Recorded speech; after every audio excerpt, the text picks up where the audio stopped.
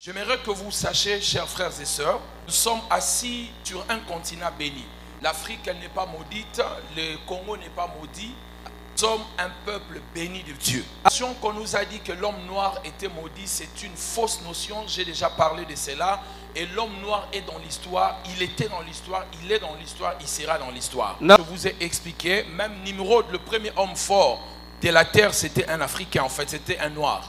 Donc, comprenez, frères et sœurs, qu'on ne vous trompe pas, vous êtes assis sur un continent béni de Dieu. Je vais vous le démontrer tout à l'heure. Si vous ne comprenez pas, nous avons aujourd'hui la tournée des deux blocs. Bon, il y a deux blocs, l'Occident, et puis, prenons du côté de la Russie. Mais vous n'avez pas fait attention durant cette semaine.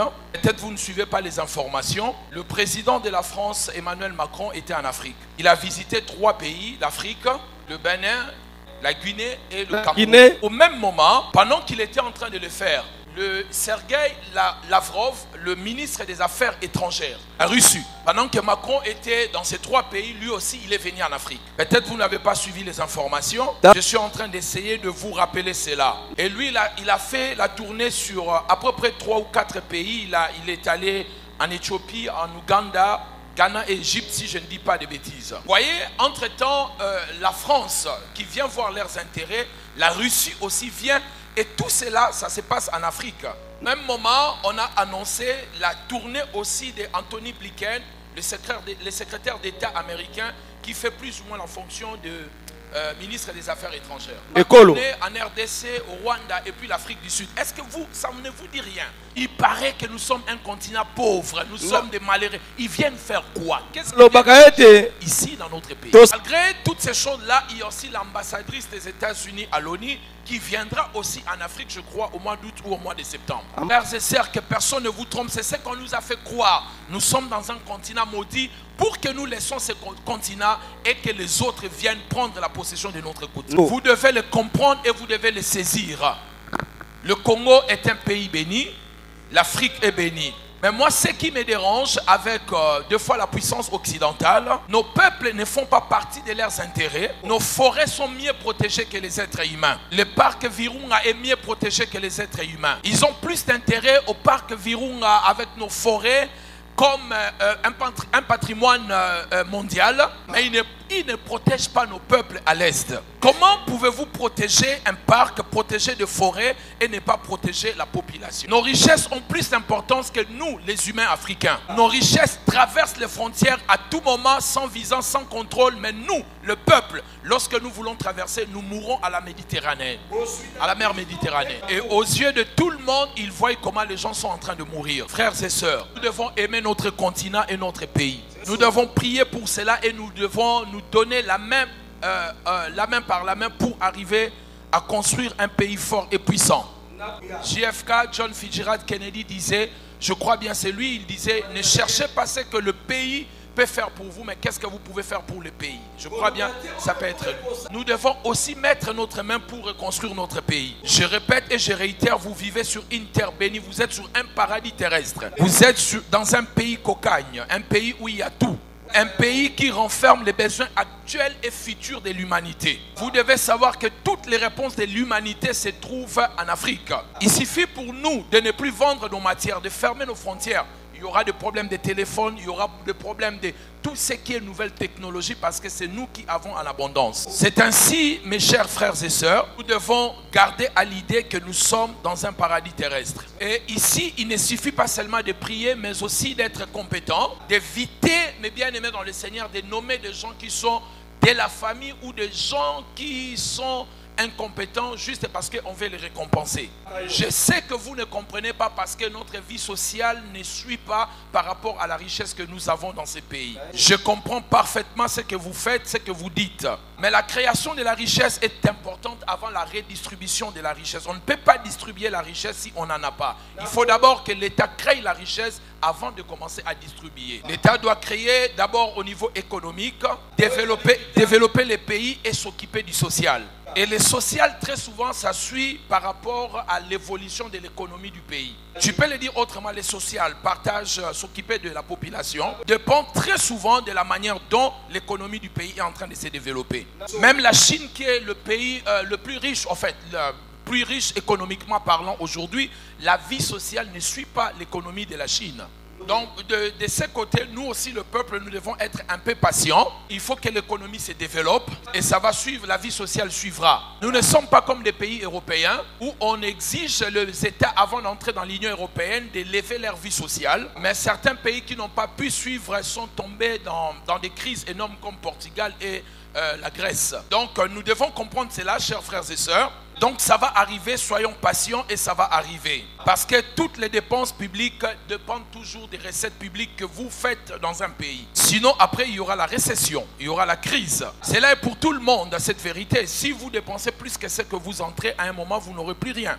Même le minimum, le petit salaire que nous donnons à l'église, ça dépend des entrées de l'église avant d'augmenter les salaires de personnes qui touchent l'argent à l'église. Donc pour nous, le peuple, nous ne devons pas trop pleurer sur le social. Il faut d'abord que le pays se développe et puis le social va suivre. Amen.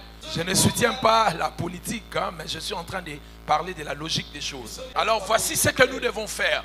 Nous devons développer tout ce qui est transport maritime et surtout les ports. 80% des commerces mondiaux aujourd'hui se passent à travers tout ce qui est le transport maritime, donc par les containers, par les océans, donc 80%. Les pays qui ont des ports importants, les pays comme l'Égypte qui a le canal Suez, qui permet à d'autres pays de passer, gagnent beaucoup d'argent. Donc le port de Banana et d'autres ports doivent être investir et créer sérieusement. Vous savez, des villes comme Boma et Matadi vivent seulement à cause des ports. Est-ce que vous le savez? Si vous retirez les villes de Boma et de Matadi, vous retirez le port, il n'y a plus l'économie, la crise totale. Voyez mes bien-aimés dans le Seigneur, donc c'est très très important. Nous devons aussi développer le tourisme parce que nous avons un grand pays, on a un grand espace, un pays qui peut faire 80 fois la Belgique, un pays continent qui peut prendre l'Allemagne, qui peut prendre une partie de l'ex-Yougoslavie, prendre aussi la France à l'intérieur. Donc on peut développer tout ce qui est tourisme. J'ai entendu quelqu'un me dire qu'aux Émirats Arabes Unis, il n'y a presque plus le pétrole. Mais vous prenez ces pays des Émirats comme Dubaï, Sharjah, tant d'autres, ont développé tout ce qui est tourisme et ils vivent de cela.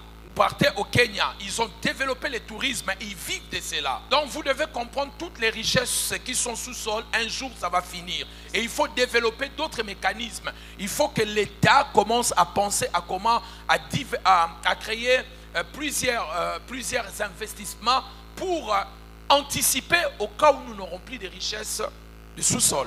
Je ne sais pas si on parle encore des mines de Lunda. À un moment, c'était tout le monde partait à Lunda. Certainement, il n'y a plus de mines, il n'y a plus de diamants là-bas. Parce qu'un jour, ça va finir. Et pour un bon tourisme, il faut développer la sécurité dans un pays. Parce que les étrangers qui viendront dans votre pays doivent être sécurisés. Il faut une bonne justice, un peu tolérant, bien que je ne le soutiens pas. Parce que l'une des choses qui a fait que les gens partent à Dubaï, parce qu'on tolère tout là-bas, les homosexuels, tout le monde. Attention, je ne soutient pas cela, mais par rapport au Koweït ou à l'Arabie Saoudite. Donc quand on veut faire le tourisme, des fois il faut être tolérant parce que chacun vient avec sa culture. Autre chose à faire pour développer l'économie de notre pays, il faut éviter toute fuite de capitaux et de cerveaux. Ça veut dire quand les gens étudient ici, qui obtiennent des diplômes, il faut les garder pour qu'ils travaillent pour le pays. Interdiction de sortie exorbitante des sommes d'argent. Du moins il faut bien...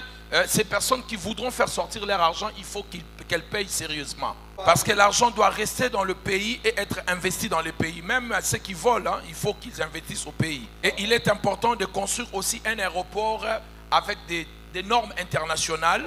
Parce que nous sommes au centre, certains avions ne peuvent pas atterrir ici au Congo parce que notre piste n'est pas conforme aux normes internationales. Et si nous qui sommes au centre, on peut distribuer toutes les lignes d'aviation, si on a des aéroports dignes de nom, et chaque vol fera gagner de l'argent au pays de taxes que les avions vont payer. Et le parking. Autre chose que nous devons faire dans notre pays, vous devez savoir que l'éducation est un moteur essentiel de la croissance et du développement d'un pays. Éducation tolite gotanga. C'est tellement important. Si on veut basculer à l'industrialisation, il faut qu'on puisse avoir des ingénieurs, on doit avoir des savants, on doit avoir des chercheurs. On doit développer nos universités. À l'époque, les Sud-Africains, les Rwandais venaient étudier chez nous à Kinshasa, mais maintenant, il n'y en a plus. Il n'y a plus des étrangers qui viennent étudier chez nous. Donc, nous devons développer nos universités. Nous devons avoir beaucoup d'ingénieurs, beaucoup de chercheurs pour innover et créer et participer dans la compétition des nations et dans le marché international. Et nous devons, mes chers amis, développer des secteurs clés par ordre prioritaire pour que nous arrivions là où nous devons être. Voyez-vous, c'est tellement important ce que je suis en train de partager avec vous. Et ainsi, mes chers amis, je vais finir par là. J'ai déjà expliqué beaucoup de choses et aujourd'hui, je crois que je vais boucler la boucle par ici. Nous devons développer les secteurs bancaires et de finances. Vous savez qu'on n'a pas de banque avec des fonds propres congolais. Premier, c'était Dokolo qui est parti. Il n'y a plus une autre personne à ma connaissance. Là où il y a Tembe aujourd'hui, ça appartient à un Congolais. C'était le fonds propre d'un Congolais qui avait créé des banques. C'est aussi un moyen d'attirer l'argent, d'attirer les finances dans votre pays si vous avez un secteur de banque très élevé avec des confidentialités.